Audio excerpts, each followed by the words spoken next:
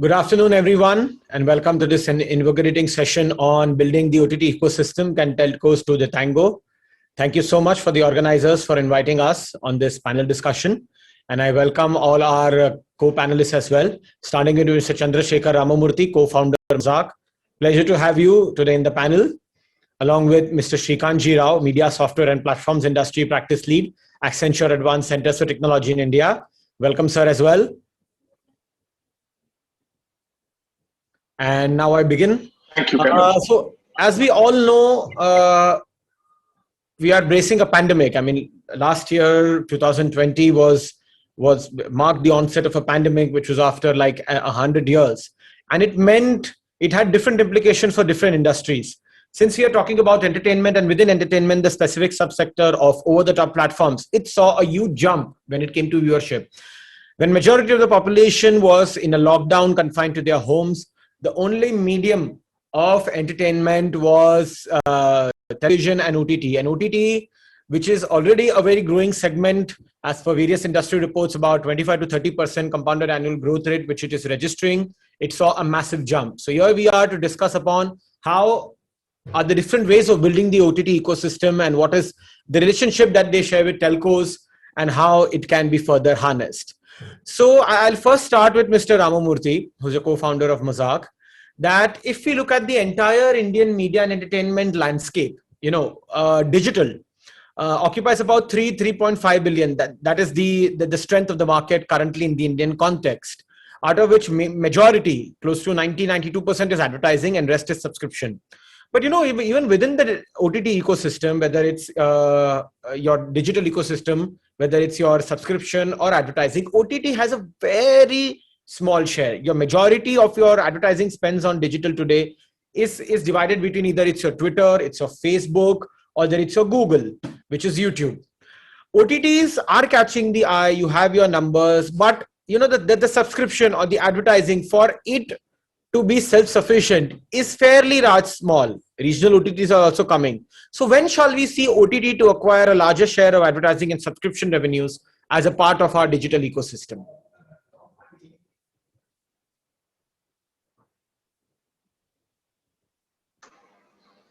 Mr. Ramamoorthy? Thank you, Kailash. Thank you, Kailash. Can you hear me? Yes, we can hear you. Are you able to hear me? Yes. Okay, great. Perfect.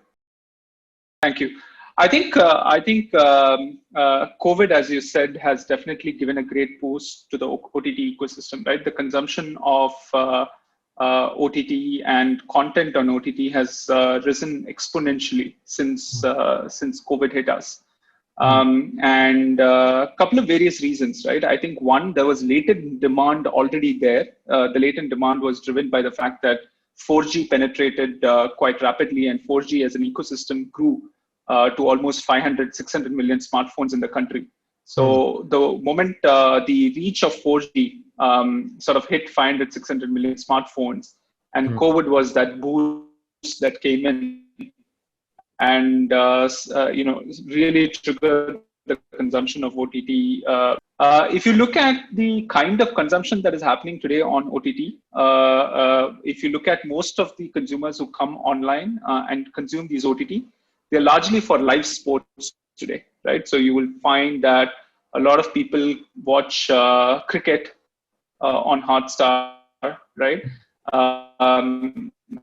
You'll find a lot of people watching the India-Australia series, the Champions League, the Premier League, football, and a host of others consumed today. The point at which you'll find a majority of that hockey stick happening in terms of subscription and advertising revenue is when the content relevant, two things need to happen. One is connectivity needs to penetrate even further. You need to have fiber to home expanding, right? So that people start to see OTT as an alternative to linear TV, right? Wherein you will have devices like Fire Stick, Chromecast, smart TVs, all of those penetrating homes, and the home connectivity from a fiber perspective also starts increasing. And the second sort of thing that needs to happen is the content needs to be much more mass. I think there's a lot more happening post-COVID. You had, a lot more local Hindi content gaining popularity. A lot of series that have gained critical acclaim and a large viewership in the last 6 months. As more of that starts happening, it will pull even more audience onto the OTT platforms, and you'll start to see a lot more replacement of linear TV with OTT platforms, right? So when that happens, I think the subscription revenue will start to substantially increase for these platforms. A lot of revenue will still be subscription driven in OTT, unlike, it won't be just advertising. A significant portion of revenue will come from subscriptions. Ads, of course, will be, India will always have an ad-based premium model, right? That will continue to be a popular business model, nevertheless. Sure. Mr. Rao, your thoughts on when will OTT, actually start raking in the mullah, if I can call so, in terms of advertising and subscription, which is fairly small. The entire subscription universe of OTT currently is about 15 million. Which is fairly less small. The paid subscription, the monthly active users, which I say. So when will they actually, reach that level where the balance sheets can be sustainable?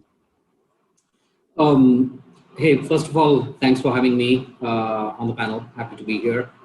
I have a take where I see the subscribers of OTT or the viewers of OTT, slightly different from the linear TV consumers, right? And when I say this, that's where I feel that the kind of cord cutting that we all know in US or the West, may not be the exactly same way here, right? I see that a lot of subscription movement has started to happen already, but it will be with the linear TV. It may not be either or, right? It will act as complementary screen, and almost a decade ago we used to call it as a secondary screen, right? In a completely different context, right? Now, if we see this already has become like a sort of a second screen and consuming alternate content on OTT. And if you see, especially in India, the kind of programming and the content that's created is totally different from what's consumed on a prime time television.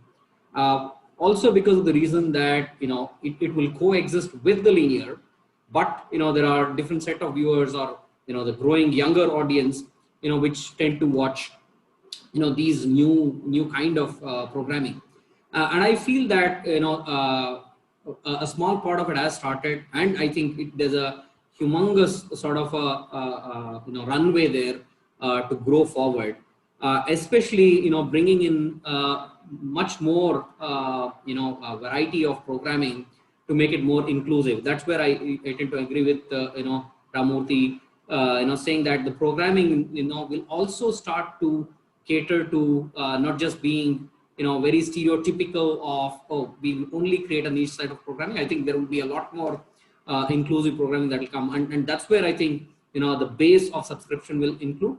And most importantly, it's not just about the kind of programming, but also how will you bundle it, right? How will the bundling work to make it more attractive for consumers?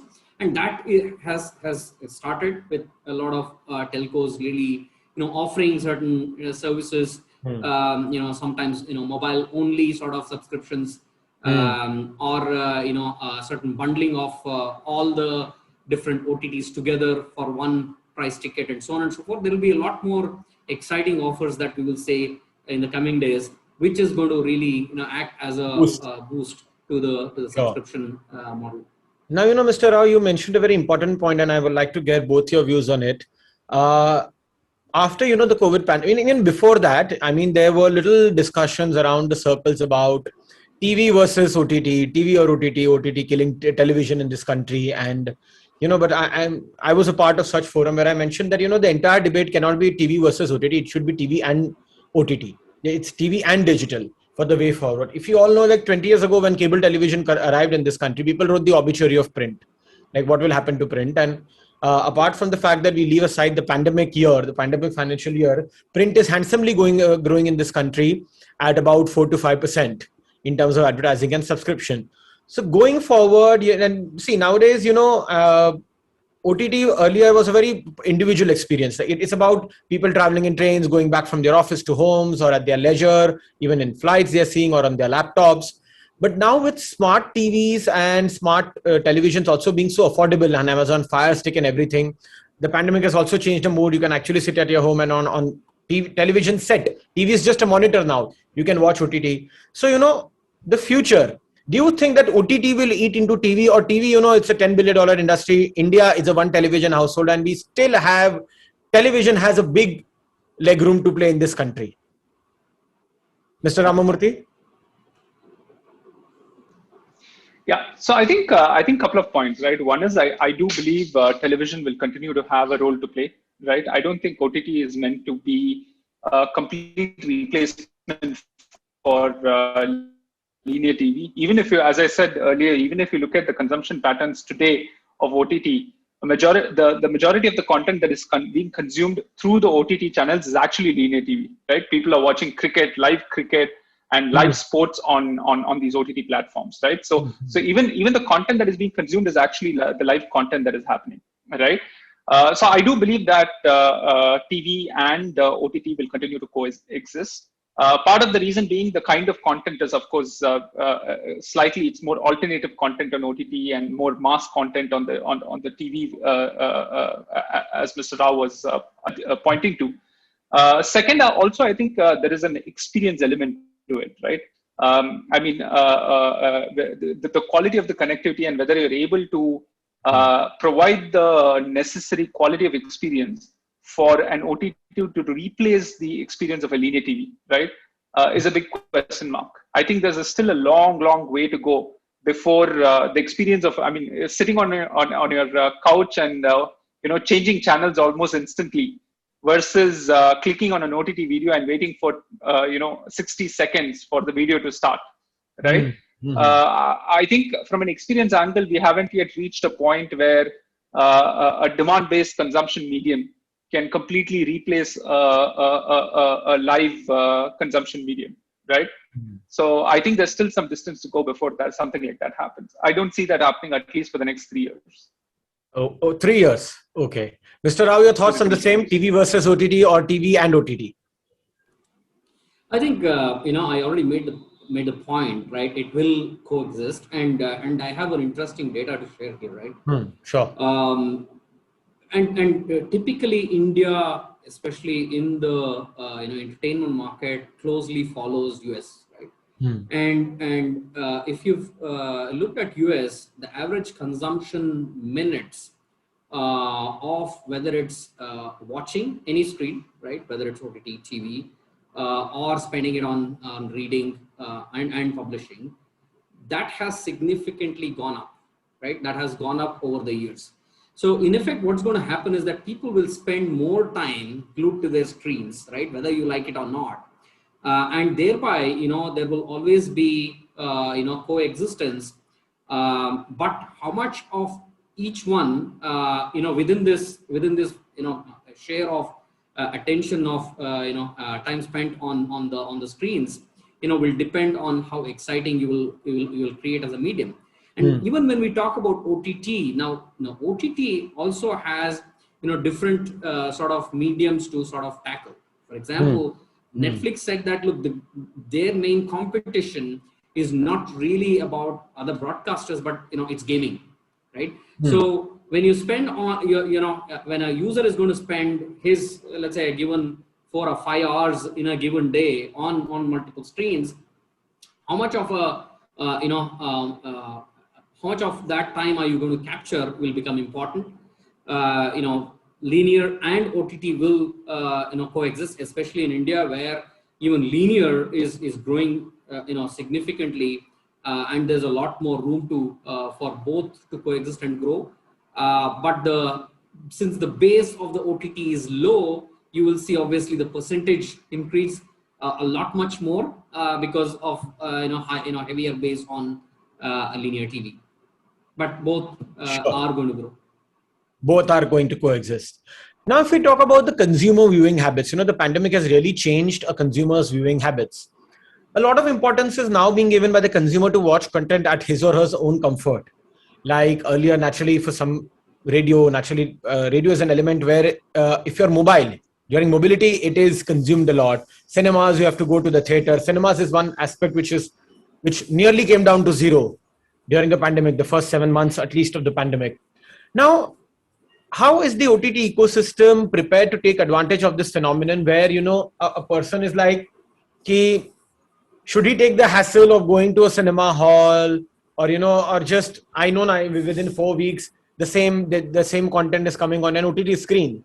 So do you believe that all the entire ecosystem, all are the OTT players, there are about 40 here, big and small size, all included, they are ready to take advantage of this phenomena that, we will topple everything and now we'll make the consumer sit at the comfort of his home and watch content? Mr. Rao? So these are different times, right? Not seen by not just my generation or your generation, but also our father's generation, right? I mean, this is completely different in the 100 years. So, but one thing is definitely clear is when it comes to theatrical has taken a severe dent, right? And when we look at theatrical, and that's why, you'll see the whole host of US studios, including in here, are sort of releasing parallelly, into OTT while they release it onto a big screen, right? Including the likes of Warner Media, where the Wonder Woman, right? Everything got sort of, they called it as a hybrid distribution. Now this hybrid distribution is highly disruptive and can bring in a lot more additional subscription, which can be really surprising. For example, the Disney with their hybrid subscription saw some huge numbers go up on Disney Plus. Same way with Warner Media on HBO Max, right? Same way with Hotstar with their new releases that they got. So primarily, I think the way I see it is theatricals also will reinvent themselves, not just about providing an entertainment of a large screen, but also an experience of going in a family or with friends, right? So going in groups is something which will be different than consuming in homes, because when we say big screen, remember that home screens are getting bigger and bigger, and going to get even more bigger, right? So ultimately, when I studied in my college, there was what we call as periphery of vision. That's what is different when you look at any theater. When you go, it covers your entire periphery of vision, and that is not what television does. That's why it gets much more immersive when you go in a dark theater and sit and experience, versus home, where it still is not meant to cover and capture your time and mind for those 2 to 3 hours. From that perspective, I think the theaters still hold an edge, but till the threat of pandemic looms large, I think hybrid releases are going to be there, and there will be a lot more opportunities for OTT to really do tap onto this hybrid releases and get these additional acquisition of customers and paying customers, subscription paying customers. Sure. Mr. Ramamoorthy, do you feel that OTT will actually take away a large chunk of cinema goers? Considering the in the landscape of India, people still want that cinema experience. It is not just about going and watching the cinema, but it's an entire family experience that they get. Yeah, sure. I think we will be. I mean, there are no templates that in the OTT world, right? If you see how OTT started earlier, when Netflix came in, it was all about binge watching, right? So you release 10 series together, 10 episodes together, and then you as an individual sit for 10 straight hours and consume the entire series over a weekend, right? So it was all about binge watching, and that was considered the template with which you drive usage on an OTT. Then came Disney Plus, and they took a different proposition, right? They said, look, of course, there was binge watching shows also, but if you look at it, they do a weekly release, right? Whether you talk about WandaVision or Disney Plus is more about Friday evening you have a new episode launching. Sit with your family and watch that episode, right? So the templates are also emerging as OTTs evolve in their content and their distribution and their marketing strategies and all of that. So I think I tend to agree with Mr. Rao that there will be hybrid releases. That seems to be the template that's emerging. If you look at some of the South Indian launches that have happened in January, one of the largest grossers of Indian movies in the South was launched on OTT within a matter of 30 days from theatrical releases, right? And still made a lot of money, right? Yes. So I think you will start to see a lot more of that happening. You will see that the time between a theatrical release and an OTT release will keep shortening. You will find some content which is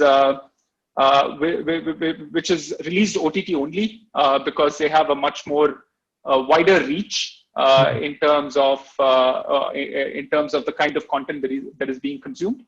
So I definitely see that the gap between theatrical releases and OTT releases is dramatically coming down pretty much for every such release, right? And some releases happening OTT only, not even coming on the theaters. That's likely to happen more and more as we go into the future. Absolutely. The hybrid release model is what we are now talking about. Now, if we talk about the fact that, as I mentioned earlier also, that OTT is a very individual content viewing experience. Also because of the kind of content that we see on it, that we have seen on it in the past 4-5 years with the emergence of OTT in this country. For OTT to have a mass appeal, as you mentioned, that, if the numbers have to grow, if the subscription, if the ad revenue has to grow, it has to cater to a mass and a larger audience, which also means a family viewing audience. Do you see the OTT ecosystem? Because right now it is, characterized and labeled by that it is an individual viewing experience. A person who wants to see a content which he would like to see in his own personal confines. It's not a family viewing experience. Do you see in India, at least, OTT pushing towards a more family viewing experience as compared to a linear TV, matching linear TV? Mr. Ramamoorthy?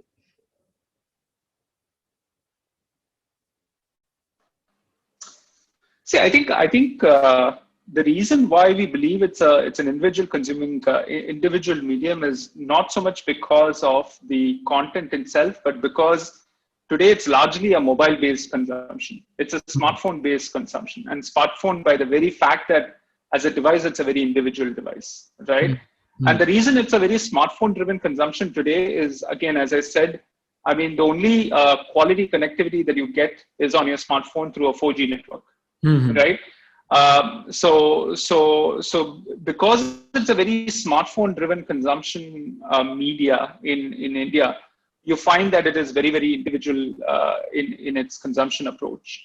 But I think that will definitely sort of evolve and change, right? Once as 5G gets launched, as fiber penetrates more into the houses, you will find that consumption starts to happen on one. As that happens, you will find families as a whole shifting to OTT, right? So I think it's less about, of course, the content has to be more family-centric, no denial on that. But I think there's also an infrastructural element to it, right? Wherein the infrastructure has to evolve to support family viewing, wherein the consumption has to move away from smartphones into larger screens, right? And to do that, you need more fiber, you need higher speed networks like 5G and so on. As that happens, you'll find that shift automatically happening. I would think so. Sure. Mr. Rao, your thoughts on the same? On OTT gaining a family experience? I can't agree more on what Ramamoorthy was saying. I mean, in India, I think it will take time, for it to move away from probably being a mobile first, right? It is still mobile first. OTTs are largely watched by individual users, stuck to their earphones and handsets with exciting data plans that are there. Compare that with a fiber network, even when it's there at home, which is little right now. The plans don't right now the kind of plans that are there offered by some of the telcos still would not have so much traction where people would want to have, that stuck to their, streaming sticks or, to be watching it on TV, because also family consumption is a lot more right now on the linear TV, and that reflects also on the programming, right? I mean, it's a chicken and egg that way. If you see, unless I cater to everyone and make it much more, group watching sort of content, then there may be some traction onto a larger screen or a home TV. But I see that there is still time, and there is still a lot more customer acquisition and customers to capture even on mobile first, because you can still make money even if it's on a handheld screen, right? And I think some of the recent moves by telcos, bundling it certain subscription of certain OTTs only on mobile and making it much more attractive at a price point, is what will get traction and numbers. So I still feel that there is some time left, from where we can see that you can go from a very small screen to a home TV screen. Sure. Now, since a lot we're talking about the relationship of OTTs and telcos, that earlier most of the OTTs, the Indian homegrown OTTs, if you see, had bundled with the telcos. Like with an Airtel plan, you get, let's say, I'm just giving an example, or $399 data plan, you get Z5 for a year free, or you get an Amazon for a year free, this, that. That's good for a telco if he has to sell his data plan. But similarly, for an OTT platform, it's good initially just to share numbers, because largely most of the OTTs, after a year or so, and one of the OTTs has even shared in their investor presentation that they have now come out of the telco partnerships, because at the end what they get in hand is very minuscule, and that does not even cover a fraction of the cost that they have to spend on marketing, technology, as well as on content. So going forward, do you feel that the OTTs will actually take a stand of pushing through marketing or through content or through any other medium, pushing their own subscription, that customer goes on their app or customers goes on their platform and buys their subscription? It is not bundled with any telco. How do you see that panning out, at least for the OTTs, Mr. Sorry, is this question to me? Yes, Mr. Rao. Okay. So I fundamentally feel that I don't think any of the OTT would want to shun away from having a partnership based way of reaching their customers. But there is a strategic shift. I agree, because it goes against the basic tenet of direct to consumer. So when you say direct to consumer, the whole proposition of distributing is not going through any other channel but going direct to customer, right? Now this breaks that fundamental principle of it's like a B2B2C, right? And primarily a lot of the OTTs have taken that route, because it instantly gives the entire footprint that's there with a telco to be a customer of that OTT. You in an instant get a major jump on to show the subscription numbers, right? And many of the nascent ones also wanted to show numbers, right? They were definitely wanting to get the initial acquisition of customers, and as they grow they will know how much of those can they retain. Now retention is something after acquisition will be solely based on what kind of experiences they give, and hence can they entice them to not just to come out and be in direct relationship with that particular OTT, right? Is that going to happen in the next 6 months or 1 year or 2 years? But I don't think so, right? Because you do not want to, because ultimately the telcos are the carriers. The customer would still has enjoyed a long relationship with that particular telco, and you can, at the risk of creating a competition, if you don't go with the telco, is also something an OTT would have it in their mind, because all said and done, broadcasters have relied on a cable or a D2H as a medium to reach, right? This is their first moves direct to consumer. Or for a broadcaster, that is the main cost, distribution cost. The placement of the carriage fees to be paid to cable operators. We are broadcasters, we know. The carriage cost to be paid to the cable and the DTH guys, and including the DD free dish, is the highest, is your major cost component. Exactly. And that's one of the reasons why they are investing into OTT, and they don't want to get into the same cycle of, having a basic, a fundamental tenet to be broken, not being direct to the customer, right? So it will happen for sure. The moves will happen, but I think, the time will determine, when should I sort of, have my basics of acquiring a base, acquiring a large enough base, and then, moving independently, right? And also, once you have significant numbers, remember that even a telco would not want to have a churn because then it can both ways, right? Because you may have an attractive package with another telco, then the churn can happen to a telco, and then there comes the moves, right? So I think it's still some time before that happens, but definitely right now they are still looking at customer acquisition. Sure, Mr. Ramamoorthy, for OTTs, is it beneficial to have the association with telco or sell independently? See, telco as a distribution channel, right? Of course, when you have a partnership with the telco has access to 350 million customers, right? That are paying them on a regular basis.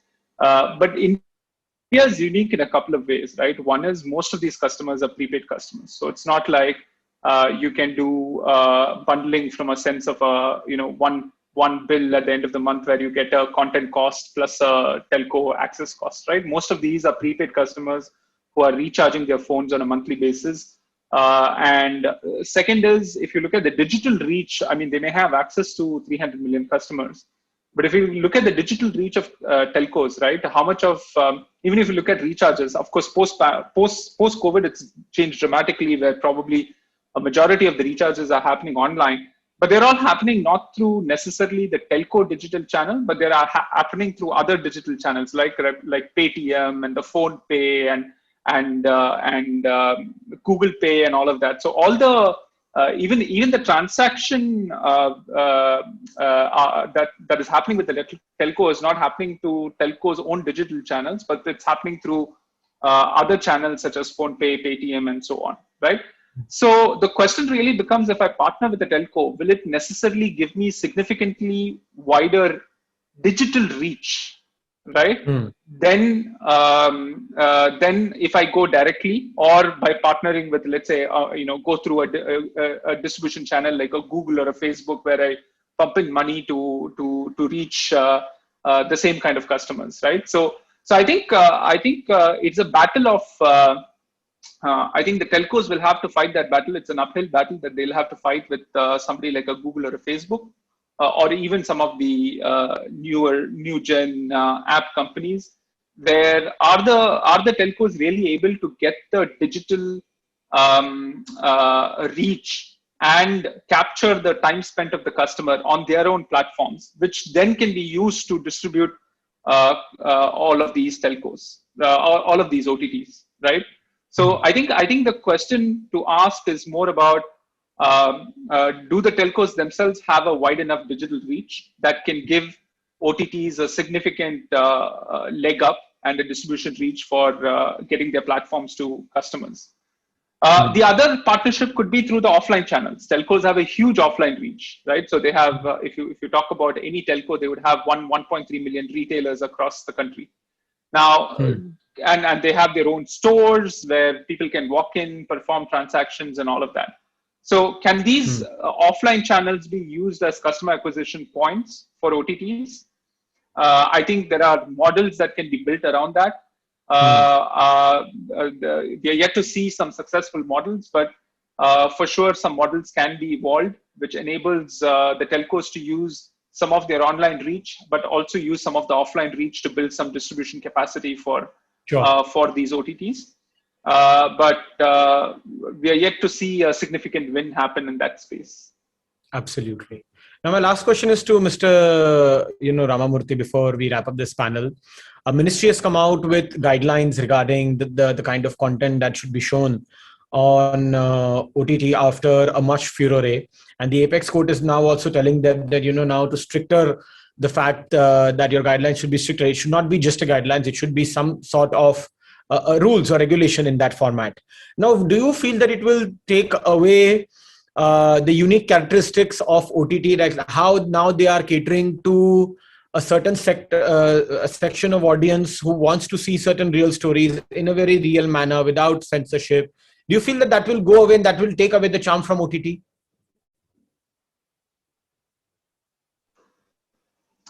I think there are genuine concerns on both ends, right? I think there are concerns on how do we protect content from being viewed by meant for a certain section of population being viewed by a certain other section of population. At the same time, you don't want to overregulate a sector wherein you sort of